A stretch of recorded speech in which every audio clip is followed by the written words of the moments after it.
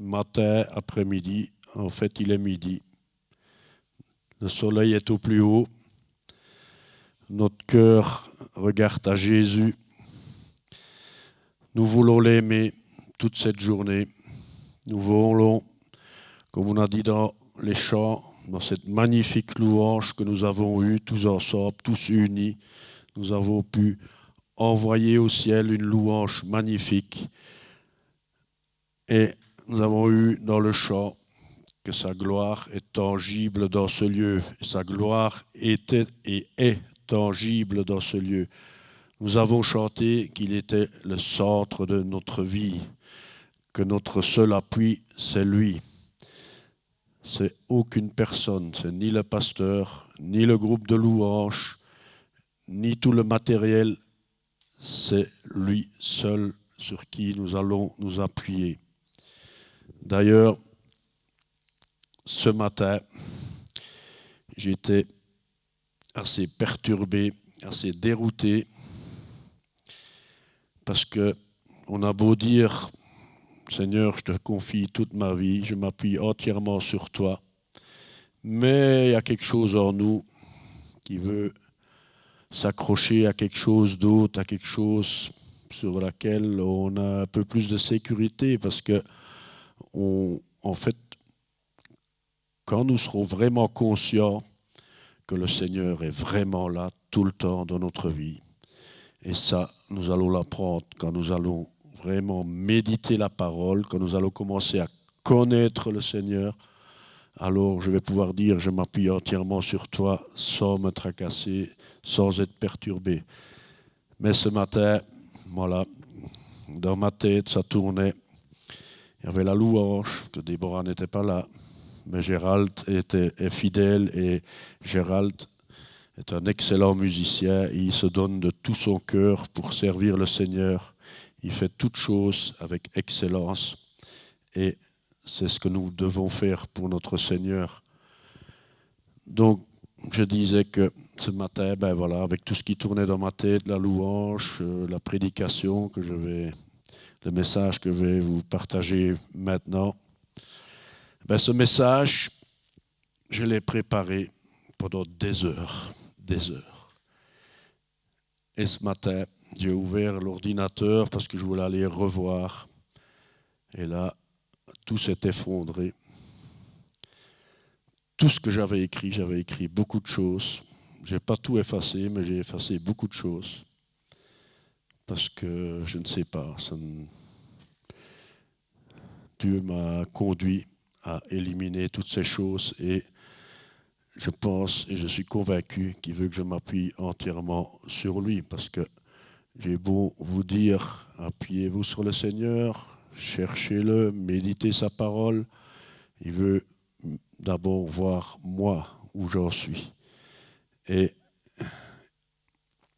il permet certaines choses dans ma vie pour que je puisse me remettre en question, comme Déborah a prêché l'autre jour, le test. Nous allons être testés. Ce n'est pas Dieu qui nous teste, mais il permet des tests dans notre vie pour que nous puissions nous rendre compte où nous en sommes. Est-ce que je suis vraiment dans sa volonté? Est-ce qu'il est vraiment le centre de ma vie? Est-ce que je l'aime de tout mon cœur? Et le message de mercredi dernier que j'ai prêché, il disait « Faisons la différence ». Est-ce que je fais vraiment la différence comme on en a parlé mercredi? Est-ce que ma vie est différente par rapport aux gens de ce monde? Est-ce que ma vie est attachée au Seigneur? Nous avons à nous poser ces questions chaque jour, du matin au soir. Nous remettre en question. Et c'est là, comme ça, que nous avons avancé. Et c'est à travers ce questionnement que nous allons commencer à méditer la parole de Dieu pour voir ce que Dieu veut dans chaque domaine de notre vie. Et le titre de ce message, c'est « L'excellence pour mon Dieu ».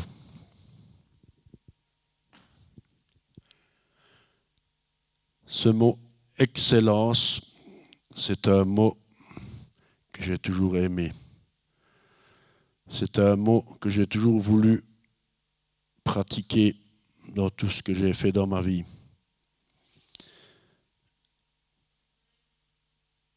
C'est un mot puissant. Pendant longtemps, j'ai cru que le mot excellence était le plus grand, le plus important de la langue française.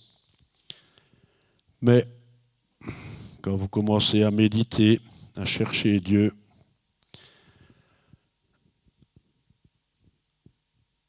eh ben Dieu vous révèle des choses. C'est comme ça. Ce n'est qu'en le cherchant, en méditant sa parole, qu'il va se révéler à nous et qui va nous montrer ce qui va pas. Il va nous encourager à avancer et il va aussi nous encourager à nous remettre en question, à changer certaines de nos attitudes. Et donc, comme je disais, je croyais toujours que ce mot, c'était le plus grand de la langue française, mais ce n'est pas le cas. Le plus grand mot, c'est l'amour. Parce que sans l'amour, nous ne pouvons pas accomplir l'excellence. Si vous voulez faire quelque chose d'excellent, vous avez besoin d'aimer faire cette chose. Si je veux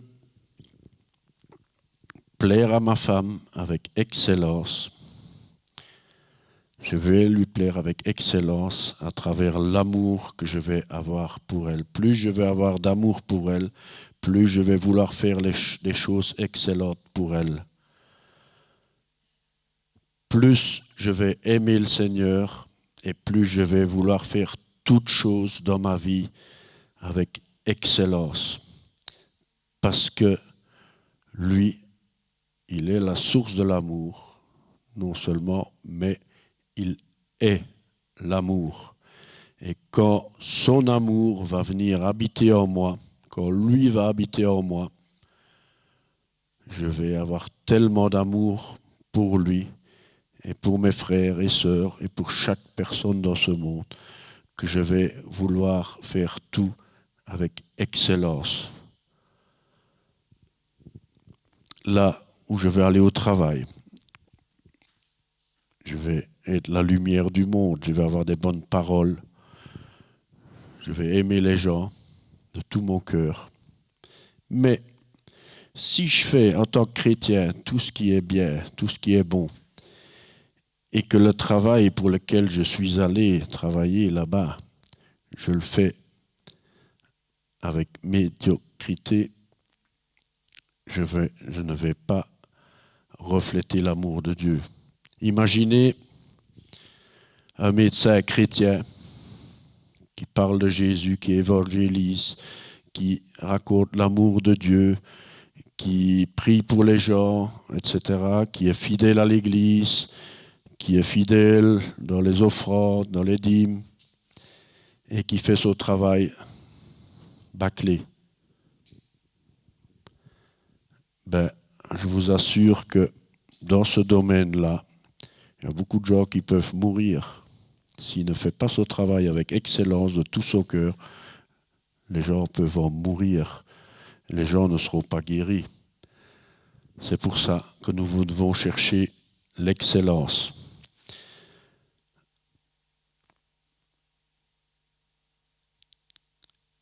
Et pour que Dieu puisse nous utiliser avec excellence, dans Romains 12, 1, il dit « Je vous exhorte donc, frères, par les compassions de Dieu, à offrir votre corps comme un sacrifice vivant, saint, agréable à Dieu, ce qui sera de votre part un culte raisonnable. »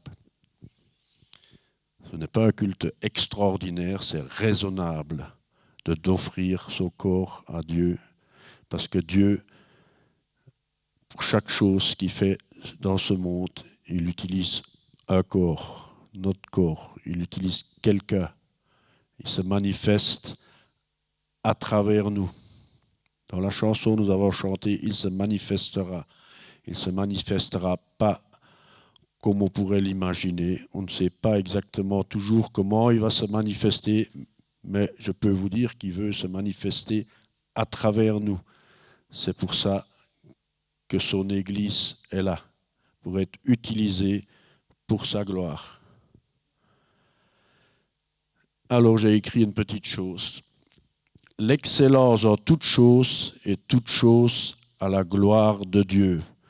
Voilà la norme à laquelle nous sommes appelés. Dieu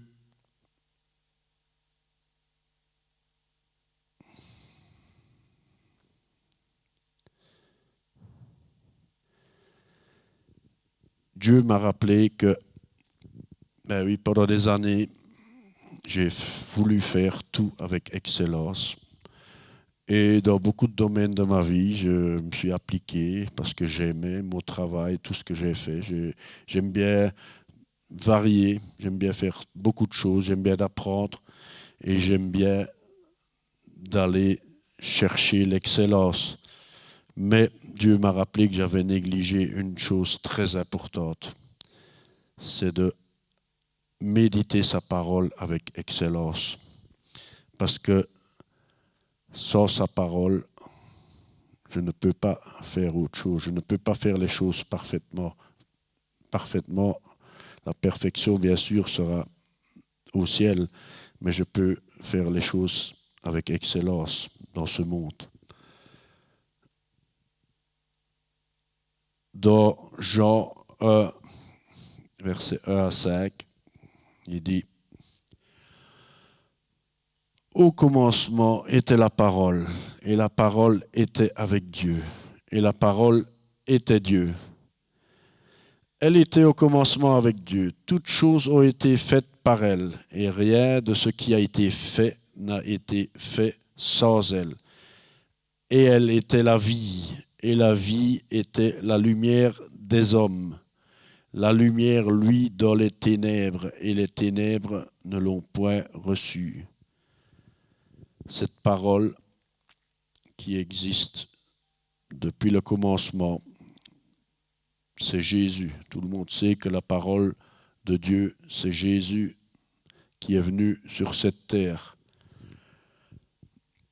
Et sans Jésus, d'ailleurs Jésus nous le rappelle dans les évangiles, si nous ne sommes pas enracinés en lui, nous ne pouvons rien faire. Le cep et le sarment, s'il ne demeure pas en lui, il ne peut pas porter du fruit. Nous ne pouvons pas porter du fruit sans être enracinés en Jésus-Christ.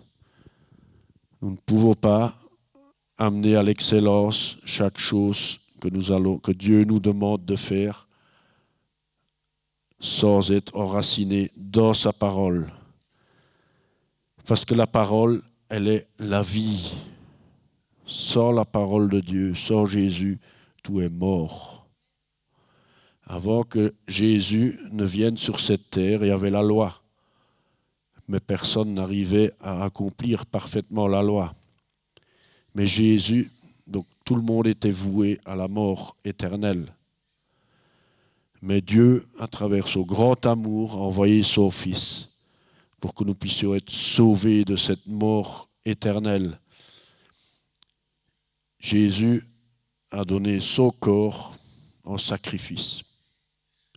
Son corps, comme on a dit, qui était un sacrifice saint, agréable au Seigneur.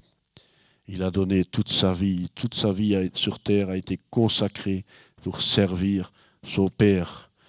Et Jésus n'a rien fait que son Père ne lui a dit de faire.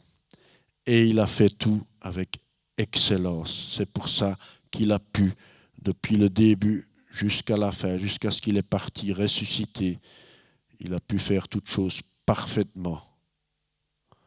Il n'a pas commis un seul péché. Il a fait tout parfaitement parce que dès le début, il a cherché la volonté de son Père.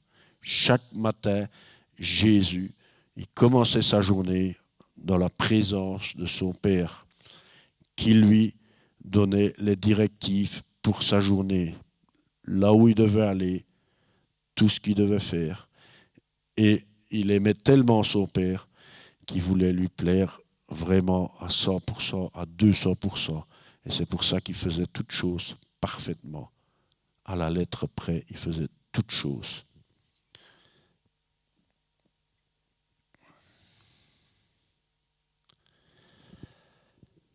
La parole de Dieu est la révélation de tout ce qu'il a fait, tout ce qu'il fait et tout ce qu'il fait avec, tout ce qu'il a fait, il le fait avec excellence. Nous allons voir ce que Dieu a fait au commencement dans Genèse 1, 26 à 31. C'est le premier chapitre de la Genèse où Dieu a créé toutes choses. Il a créé toutes choses comment? Il a pris son coffre à outils, ses marteaux, son poste à souder, sa pioche, et il a commencé à construire l'univers et le monde. Non. Il a fait toutes choses avec, Fanny, avec sa parole. Amen. On commence au verset 26. Puis Dieu dit, il dit, donc sa parole. Simplement, il dit, il ne fait rien d'autre. Faisons l'homme à notre image. Donc là, il a déjà créé toutes choses. Si vous allez voir dès le début, il a créé, il a dit que la lumière soit, la lumière fut, etc. Et là, je voulais revenir là, ici. Faisons l'homme à notre image, selon notre ressemblance. Ça veut dire quoi? Eh bien, nous ressemblons à Dieu. Nous ne sommes pas Dieu, mais nous lui ressemblons. Donc, si nous lui ressemblons, si nous sommes faits à son image, ben, dans les évangiles, nous pouvons faire les mêmes choses. Avec quoi? Avec la parole. La parole, la vérité. Jésus a dit, je suis le chemin, la vérité et la vie. Nul n'ira au Père que par moi. Donc, à travers la parole de Dieu, nous avons accès au ciel. Et à travers la parole de Dieu, notre parole peut devenir créative comme Dieu l'a fait au commencement. On va continuer à lire. Donc, faisons l'homme à notre image, selon notre ressemblance, et qu'il domine sur les poissons de la mer, sur les oiseaux du ciel, sur le bétail, sur toute la terre et sur tous les reptiles qui rampent sur la terre. Dieu créa l'homme à son image. Il le répète, il le créa à l'image de Dieu. Il créa l'homme et la femme. Donc les femmes ne sont pas oubliées, ne tracassez pas. Dieu n'oublie personne. Dieu nous aime tous, comme nous sommes. Dieu les bénit et Dieu leur dit, soyez féconds, multipliez, remplissez la terre et l'assujettissez et dominez sur les poissons de la mer, sur les oiseaux du ciel et sur tout animal qui se meut sur la terre. Et Dieu dit, voici, je vous donne toute herbe pour de la semence et qui est à la surface de toute la terre. Et tout arbre ayant en lui du fruit d'arbre et portant de la semence, ce sera votre nourriture. Et à tout animal de la terre, à tout oiseau du ciel, et à tout ce qui se meut sur la terre, ayant soit un souffle de vie, je donne toute herbe verte pour nourriture. Et cela fut ainsi. Dieu vit tout ce qu'il avait fait, et voici, cela était très bon. Ainsi, il y eut un soir et il y eut un matin, ce fut le 6e jour. C'était hier, samedi, qu'il a fait toutes ces choses. Et Donc on peut voir ici qu'il nous a donné toute autorité. Et comment est-ce que nous allons avoir toute autorité sur toute chose sur cette terre? À travers la parole de Dieu. Nous nous imaginons pas ce que la parole de Dieu peut faire. Pourquoi? Parce qu'elle n'est pas enracinée dans notre cœur. Parce que nous la connaissons que partiellement, théoriquement. Elle doit venir s'installer en nous. Elle doit devenir vivante. La parole est vivante. Elle doit vivre en nous. La parole de Dieu, ce n'est pas un livre qu'on laisse traîner là, qui se remplit de poussière. La parole, c'est la vie. Ce livre, il existe depuis la création du monde, depuis que Dieu existe. La parole de Dieu existe. Et elle est vivante, et elle l'est toujours. L'ennemi a essayé de l'anéantir, mais n'a pas réussi. La parole de Dieu, elle a donné sa vie pour nous. Elle a été sur la croix, son sang a été versé. Et après 3 jours, elle a ressuscité. Elle est devenue vivante en nous. En nous. À partir de ce jour-là, elle peut devenir vivante en nous. Elle peut agir à travers nous. Et Jésus a dit qu'on fera des plus grandes choses que lui. Et jusqu'à quand allons-nous attendre pour pouvoir faire ces choses plus grandes que lui? Nous avons vu par hasard, ça s'est mis automatiquement sur la télé, un film avec un petit garçon, que ses parents étaient athées, étaient non-croyants. Et ce petit garçon est passé devant une église et il a lu, qu'est-ce qu'il a lu? Rappelle-moi. Vous ferez des plus grandes choses que moi. Et ça l'a interpellé. Un petit garçon, 9 ans, 9-10 ans. Il a lu ça et ça l'a interpellé. Et ça l'a touché au plus profond de lui. Il est rentré dans la cour de l'église et là, il a vu une statue de Jésus qui mettait la main sur un aveugle qui a retrouvé la vue. C'était écrit le verset en dessous, que Jésus a donné la vue à l'aveugle. Et il s'est dit, donc, vous ferez des plus grandes choses que moi. Donc, il s'est dit, je peux faire des plus grandes choses que Jésus, puisqu'il vient de lire ça. Il est rentré dans l'église. Et là, ce n'est pas une histoire vraie, mais ça pourrait l'être. C'est tout à fait plausible. Et là, il y avait le pasteur de l'église qui était assis là. Et le petit garçon est allé tout près. Et le pasteur, qu'est-ce que tu fais ici? Et il lui a expliqué ce qui lui est arrivé. C'est bien. Et il a dit aussi au pasteur que ses parents, ils ne voulaient rien avoir avec Jésus. Et en ressortant, il y avait un homme, c'était un soldat de la guerre. Je ne sais pas quelle guerre il a vécu, ce soldat. Il était en chaise roulante, il avait les jambes coupées là, dans la guerre. Et cet homme était là, et le gamin lui parle. Il lui dit qu'est-ce qui se passe, parce qu'il avait l'air assez triste, il priait.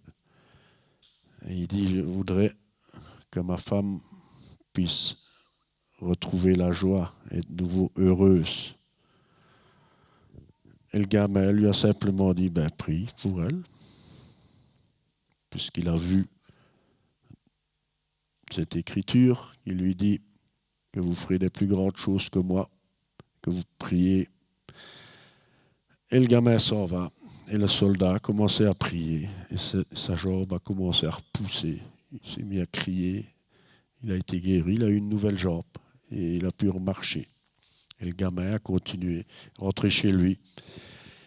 Et il a commencé à lire la Bible. Et je ne vais pas faire l'histoire trop longue. Je vous encourage de regarder le film. Il est vraiment important Parce que le cœur de cet enfant, il n'a pas réfléchi, il a pris à la lettre ce que la parole de Dieu dit. Et cette parole, nous devons la prendre comme ces enfants, parce que dans la parole de Dieu, il est écrit, soyez comme des petits-enfants, recevez ma parole comme des petits-enfants, mettez ma parole en pratique comme des petits-enfants, ne réfléchissez pas. Tu lis et tu fais. Point. C'est tout. Par la foi, tu vas croire. Parce que tu vas croire. Ce gamin, il croyait ce que la parole de Dieu disait. La parole de Dieu disait, tu feras des plus grandes choses que moi, tu prieras pour les malades, ils seront guéris. Il l'a fait, c'est tout.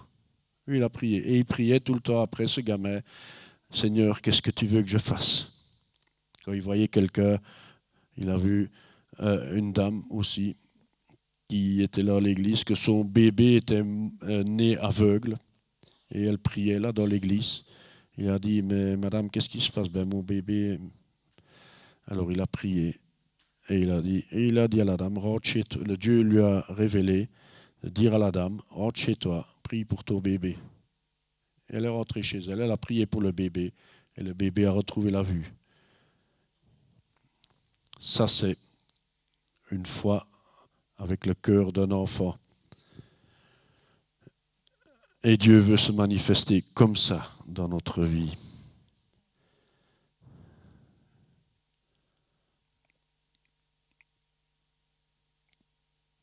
Vu que tout ce que j'avais préparé ne correspond plus du tout à ce que je suis en train de vous dire, je vais me laisser continuer à me laisser être guidé.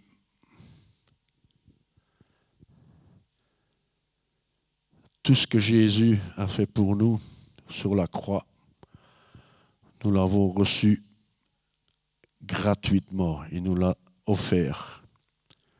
Un jour, il nous a, comment vais-je dire, il nous a attirés à lui à travers certaines personnes. Nous sommes venus là et à travers la repentance, nous lui avons donné notre vie. Mais est-ce que je lui ai donné juste mes problèmes ou est-ce que je lui ai vraiment donné toute ma vie? Parce que quand je lui donne toute ma vie,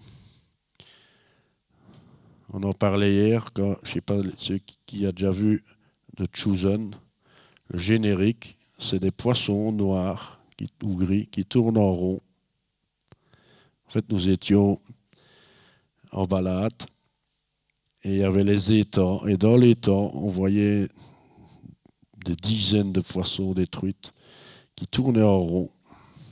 Et j'ai dit, regardez, on dirait qu'ils ont tourné le générique Chosen ici. On voit tous ces poissons noirs qui tournent, qui tournent. Et dans le générique, tout d'un coup, il y a un poisson qui fait demi-tour et il change de couleur, il devient bleu ou vert, je ne sais plus. Et en fait, il y a des personnes qui m'ont demandé qu'est-ce que ça signifie. Pour moi, la révélation que j'avais eue de ça, jamais personne ne m'a expliqué, mais c'est quand tu vis dans le monde, tu tournes autour du monde, tu vis comme le monde, tu parles comme le monde, tu fais toutes choses comme le monde, tu es dans les ténèbres, tu es gris, noir, les ténèbres, c'est gris, noir. Et quand tu donnes ta vie au Seigneur, tu es né de nouveau, tu fais demi-tour et tu vas à contresens. Et la lumière, tu reflètes la lumière, tu deviens clair, on te voit dans la masse, tu ressors de cette masse. On voit clairement que tu es maintenant fils et fille de Dieu. Si, quand je me convertis, les gens ne voient pas ce changement, je dois me poser des questions. Suis-je vraiment né de nouveau? Parce qu'une naissance, un enfant qui vient au monde, je prends Tom, il a 5 mois, il commence tout doucement à réagir, mais quand il est né, là, en lui, il n'y avait rien, à part boire, dormir, pleurer quand il avait quelque chose. Il n'y avait rien. Et tout, une nouvelle vie commence. Il grandit, il reçoit une éducation et petit à petit, il avance dans sa vie jusqu'au jour où il doit décider ce qu'il va faire comme choix dans sa vie, s'il va suivre le Seigneur ou pas, parce que Dieu nous a donné le libre arbitre. Et jusque-là, c'est ses parents qui vont être l'exemple parfait pour sa vie. Ils vont lui enseigner toutes les valeurs que Dieu leur a données. Ils vont être un exemple pour lui à travers leur amour, à travers leur douceur, à travers l'excellence qu'ils vont faire dans leur vie. Le papa va être un papa qui va faire l'excellence selon la parole de Dieu. La maman, pareil. Le couple, la même chose. Nous, les grands-parents, nous allons aussi être un grand exemple pour nos petits-enfants. Et nous allons être un encouragement pour nos enfants selon la parole de Dieu avec excellence. C'est là que nous sommes appelés. Philippiens 3, 7, 21. Là, Paul nous donne une grosse gifle que nous avons bien besoin pour qu'on se réveille de temps en temps. On a besoin d'être secoué, d'être éveillé. Sinon, nous sommes là comme des religieux, tranquilles. Souvent, c'est comme ça. Beaucoup de chrétiens, c'est comme ça. Ils s'appuient sur le pasteur, sur le groupe de louanges, sur les leaders. On vient à l'église, tranquille, dans la joie, dans la bonne humeur. On ne s'est pas trop préparé parce qu'on n'avait pas le temps. Et nous venons là nous installer comme à la plage. Il y a du soleil, c'est les vacances. Il fait chaud. Nous sommes sur le transat. Nous avons une petite bière, une bonne glace pour moi, une dame blanche. C'est excellent. Et puis je m'endors au soleil et je bronze tranquillement.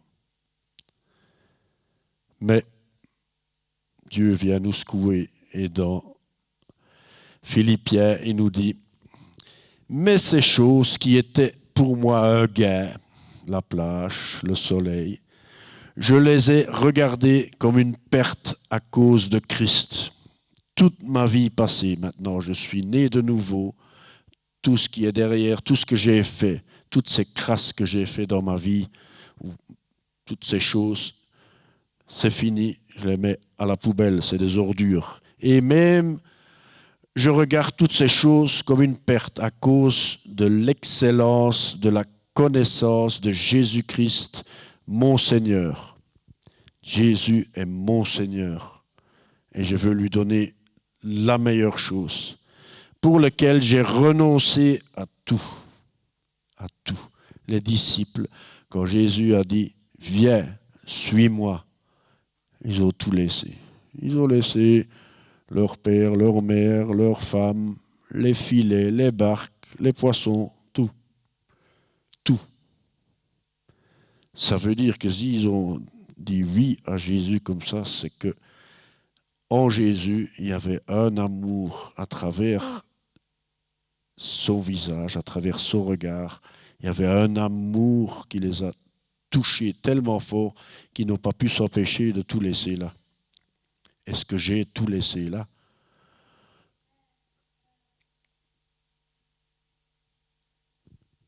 Pour laquelle j'ai renoncé à tout. Je les regarde comme de la boue, afin de gagner Christ. Christ, je dois le gagner. Et d'être trouvé en lui, enraciné en lui. Nulle part ailleurs, pas dans le monde, en lui. Non avec ma justice, celle qui vient de la loi, mais comme un religieux, mais avec celle qui s'obtient par la foi en Christ. Ma foi est en Christ. Ce n'est pas ma foi, parce que ma foi, elle n'est pas bonne. Ma foi, elle ne tiendra pas, elle n'est pas stable. Ainsi, je connaîtrai Christ et la puissance de sa résurrection. Sa résurrection nous a donné la puissance pour accomplir sa parole, pour accomplir toute chose qu'il souhaite faire à travers nous.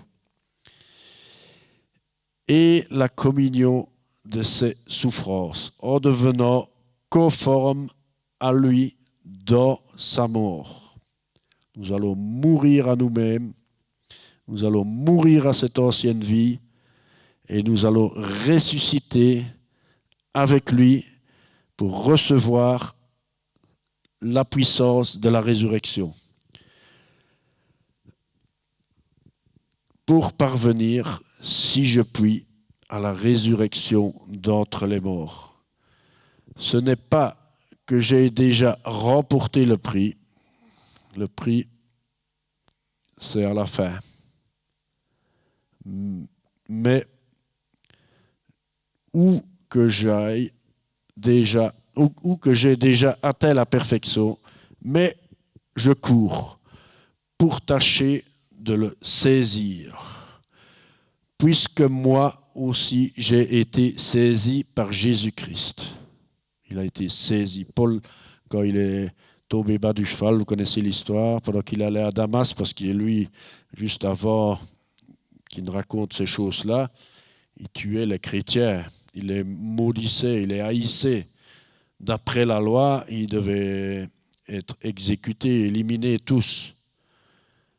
Et là, il a été saisi par Christ. Il est devenu aveugle pour un temps. Il est tombé bas de son grand cheval.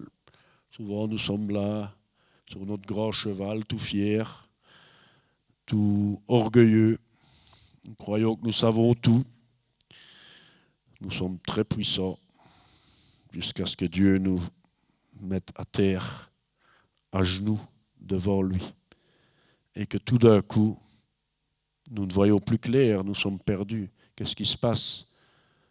Je croyais que je faisais toutes choses bien, je croyais que j'étais quelqu'un. Quand vous évangélisez, les gens, quand vous dites à quelqu'un, nous sommes tous pécheurs, nous avons tous péché, ben les gens vont vous dire, ben non, je suis quelqu'un de bien, moi je fais du bien, je vais là au resto du cœur, chaque semaine je vais distribuer de la nourriture, quand je vois un clochard, je lui mets une petite pièce, petite brune, pas une autre, ce serait trop, etc. J'ai fait des bonnes œuvres. Dans le monde, il y a beaucoup de gens qui font des bonnes œuvres, mais les vraies bonnes œuvres, c'est celles que Dieu nous demande de faire, pas nos bonnes œuvres, parce que nos bonnes œuvres vont nous glorifier, vont nous faire devenir orgueilleux.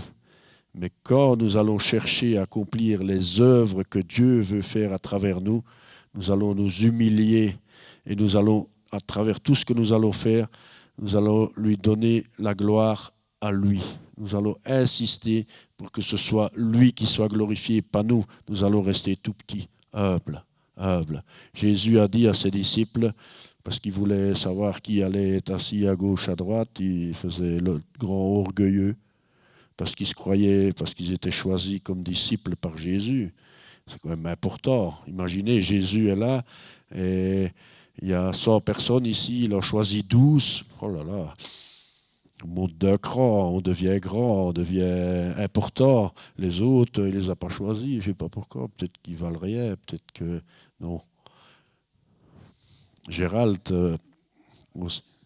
il serait venu maintenant, il aurait choisi Gérald en premier, parce qu'il est très orgueilleux, il a besoin d'être brisé. Il a besoin de s'humilier aux pieds de Jésus, comme chacun d'entre nous. Nous avons besoin de nous humilier, venir à ses pieds. Jésus, il les a bien repris. Ah, Jésus, qui sera à ta gauche et à ta droite? Alors Jésus a dit, Celui qui veut être le plus grand va être le plus petit d'abord. Il va servir, il va laver les pieds qui puent, surtout ceux qui puent. Il va laver les pieds des gens, il va servir. Celui-là sera le plus grand. Alléluia, Jesus. Alors, où est-ce qu'on en était? Je vais recommencer quelque part. Je ne pense pas l'avoir saisi, mais je fais une chose, oubliant ce qui est en arrière et me portant vers ce qui est en avant. Je ne regarde plus derrière, je regarde en avant. Je cours vers le but. Je cours. Quand vous courez, vous n'avez pas le temps de regarder en arrière, parce que si vous vous retournez, vous allez vous trébucher et vous allez vous retrouver la face au sol. Je cours vers le but pour remporter le prix de la vocation céleste de Dieu en qui? Jésus-Christ. Alléluia. Amen. Nous tous donc qui sommes des hommes faits, depuis mercredi passé, nous nous sommes remis en question et nous avons compris que nous avons besoin du Seigneur, que nous avons besoin de méditer sa parole jour et nuit, parce que notre vie a besoin de changer encore de gloire en gloire. Et maintenant, après avoir fait ça depuis mercredi, nous sommes des hommes faits, des hommes matures, des gens humbles. Ayons cette même pensée. Et si vous êtes en quelque point d'un autre avis, si vous n'êtes pas d'accord, Dieu vous éclairera. Si vous n'êtes pas d'accord avec ce que je dis, allez au pied de Jésus et il va vous éclairer. Et après, vous venez me trouver et on va en discuter. Et on va examiner tout cela selon les Écritures. Tout ce que vous entendez prêcher, que ce soit moi ou qui que ce soit d'autre, que vous alliez écouter des prédications ou des enseignements, peu importe, vérifiez toujours bien que ça corresponde à la parole de Dieu, parce que dans le monde, il y a beaucoup de gens qui veulent nous guider sur une autre voie. Ça existe depuis toujours. Dieu vous éclairera aussi là-dessus. Seulement, au point où nous sommes parvenus, marchons d'un même pas. Soyez tous, qui dit, sans exception, mes imitateurs, frères, et portez les regards sur ceux qui marchent selon le modèle que vous avez en nous, car il y en a plusieurs qui marchent en ennemis de la croix de Christ. Je vous en ai souvent parlé et j'en parle maintenant en pleurant. Ils pleurent parce que ces gens-là, ils voient leur perte. Si vous ne marchez pas, donc si on marche à l'exemple de Paul, ça veut dire que Paul, il marchait parfaitement à l'exemple de Christ. On ne doit pas s'appuyer sur Paul, mais on doit s'appuyer sur ce que Christ a fait à travers Paul. On doit s'appuyer seulement sur Jésus. Leur fin sera la perdition. Ceux qui ne s'appuient pas sur la parole de Dieu, leur fin sera la perdition. Ils ont pour Dieu leur ventre. Ils mettent leur gloire dans ce qui fait leur honte. Ils ne pensent qu'aux choses de la terre.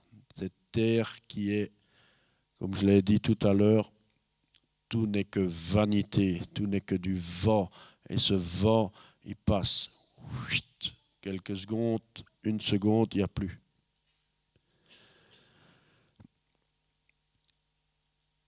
Ils ne pensent qu'aux choses de la terre. Mais nous sommes citoyens des cieux. Quand nous avons donné notre vie à Jésus, quand nous sommes nés de nouveau, nous sommes devenus héritiers, co-héritiers avec Christ et nous sommes maintenant assis dans les lieux célestes, d'où nous attendons aussi comme sauveur le Seigneur Jésus-Christ qui transformera le corps de notre humiliation, ce corps qui s'est humilié devant lui, pour le servir, en le rendant semblable au corps de la gloire, par le pouvoir qu'il a de s'assujettir toutes choses.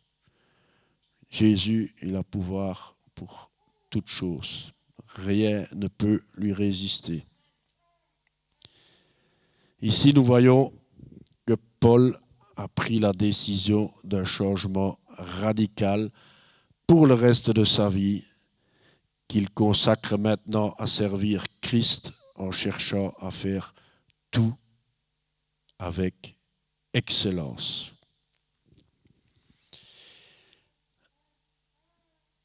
Alors, je vais poser une petite question.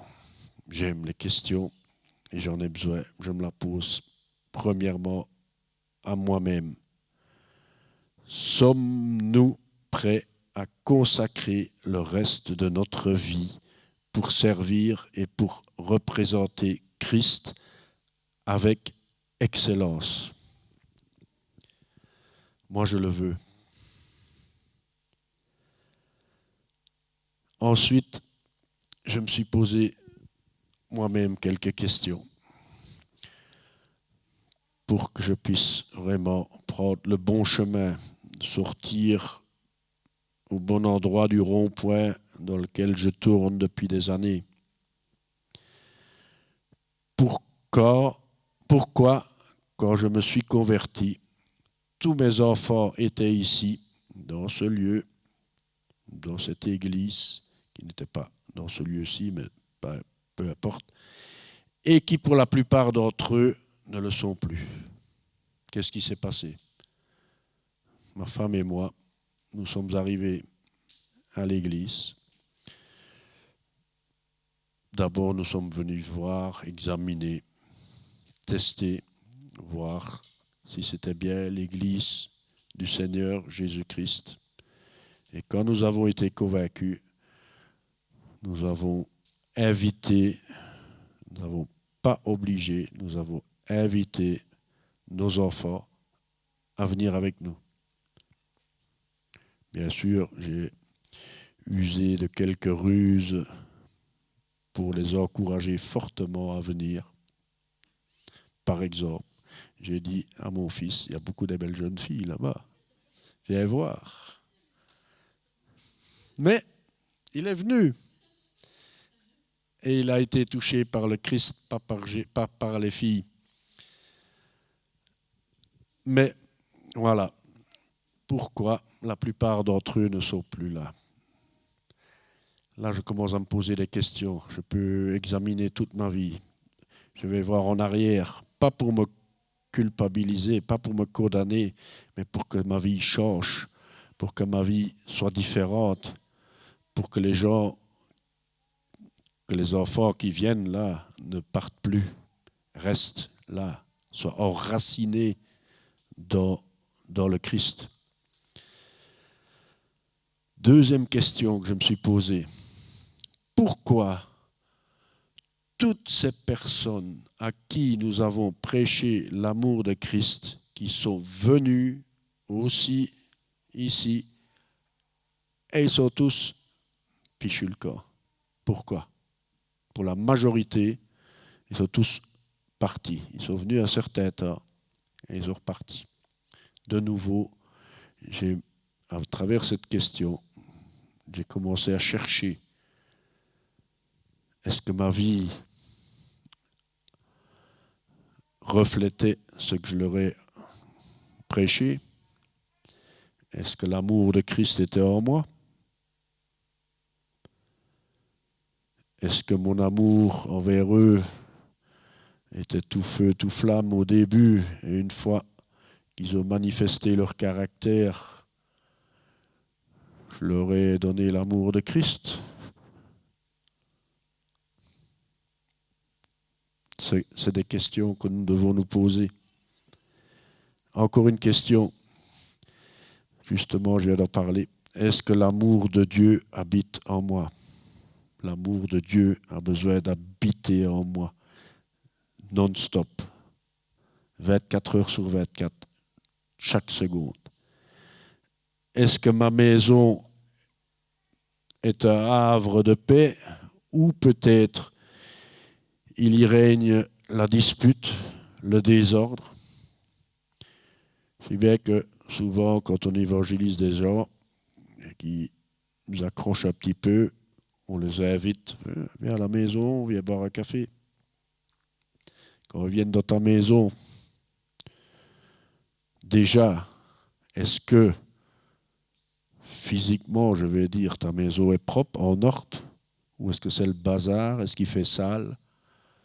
Est-ce que ta vaisselle est faite? Est-ce que tu te présentes avec des vêtements propres, des vêtements en ordre? Ou est-ce que tu as l'air, comme on peut dire, de baraki? Les gens nous regardent. Quand vous voulez faire, parce qu'à travers l'évangile, nous voulons faire la différence. Mais est-ce que nous sommes vraiment différents? Parce que les gens vont nous tester, ils vont voir si nous faisons réellement la différence. Ils ne vous tracassez pas, ils vous observent. Un peu, ils sont observés comme un prisonnier qu'on lâche avec un bracelet électronique. Il est surveillé 24 heures sur 24 partout où il va. Quand vous évangélisez les gens, ils vous observent. Il y a maintenant, il y a des caméras partout. Ils vous voient, ils vous regardent. Ils regardent ce que vous faites, comment vous êtes, comment vous parlez, comment vous marchez. Et le moindre faux pas, ça rentre là. Et ça va sortir là. Nous avons besoin d'être un exemple d'excellence. Dans mon travail, suis-je un ambassadeur de Christ à travers mes paroles et mes actions? On a déjà parlé un peu tout à l'heure.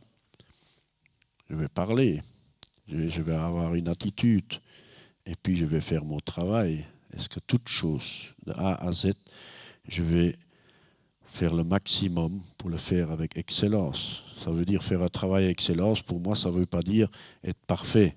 Ça veut dire toujours à faire le meilleur de ce qui est en moi. Parce que quand j'ai commencé à travailler, cet excellent, à ce moment-là, au jour d'aujourd'hui, c'était zéro. Mais j'ai évolué. Mais on voyait que je voulais, mon désir, mon cœur, les gens voient notre cœur. Dieu, premièrement, voit notre cœur, mais les gens aussi, ils remarquent quand vous voulez vraiment bien faire les choses, les gens le voient.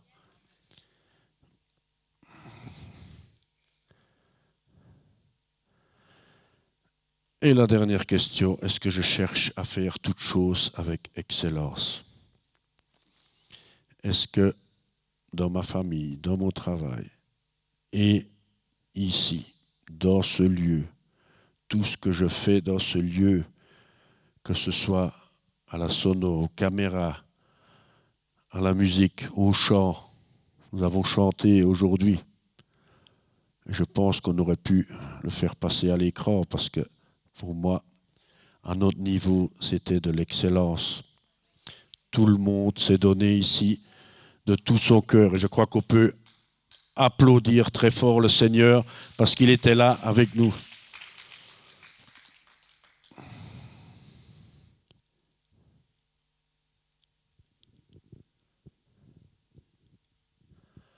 Ouais. Là, ce que j'ai écrit là, je ne l'avais pas lu tout de suite, mais c'est ce que je viens de parler. Quand nous allons encourager les gens à donner leur vie à Christ, ils vont nous tester, ils vont nous observer. Ils veulent voir si nos actes sont alignés à nos paroles.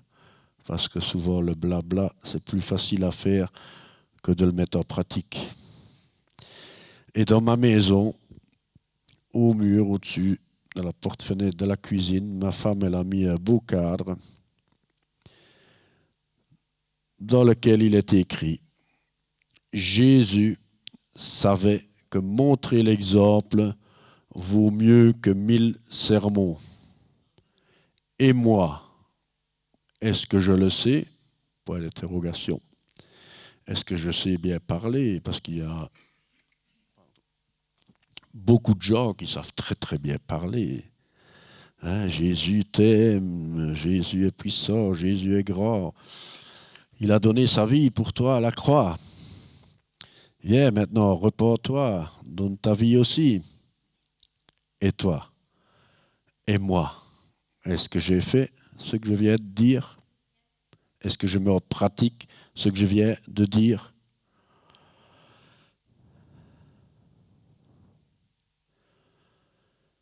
Là, je veux vous dire, tout ce qui n'est pas de l'ordre de l'excellence est en deçà de la norme à laquelle nous, chrétiens, avons été appelés.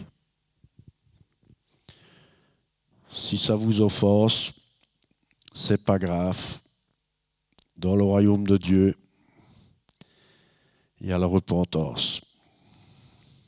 Pas de condamnation, il y a juste la repentance de tout ce que nous n'avons pas fait juste.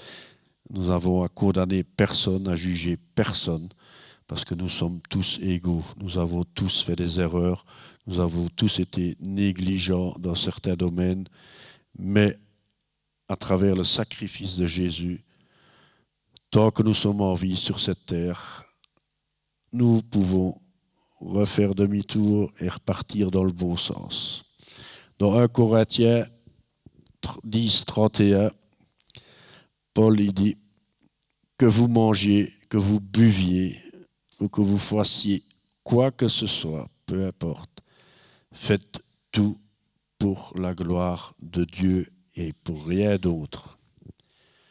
Et pour conclure ce message, je vais vous lire ce que j'ai écrit. L'excellence dans nos vocations fait progresser nos carrières, nous rend plus séduisants aux yeux du monde, nous donne de l'influence et peut nous donner l'occasion de partager l'Évangile. Nos principales motivations dans la poursuite de l'excellence sont dans les rôles que Dieu nous a appelés à remplir dans notre vie. L'excellence est la meilleure façon de refléter le caractère du Christ et d'aimer et de servir notre prochain comme nous-mêmes. Voilà pour l'excellence. Et comme mercredi prochain, c'est encore moi qui vais partager la parole, nous allons voir la suite. Pas l'excellence, mais nous allons voir comment nous allons pouvoir, à travers la parole, faire toutes choses avec excellence. Je vous encourage, réfléchissez, écoutez, remettez-vous en question, cherchez à travers les Écritures où vous en êtes et surtout aucune condamnation pour celui qui est en Christ. Il n'y a aucune condamnation pour celui qui est en Christ. Juste, il y a prendre la bonne voie, chercher le Seigneur et chercher l'excellence pour le servir à travers notre vie. Voilà le message pour aujourd'hui. Amen. Vous pouvez vous lever.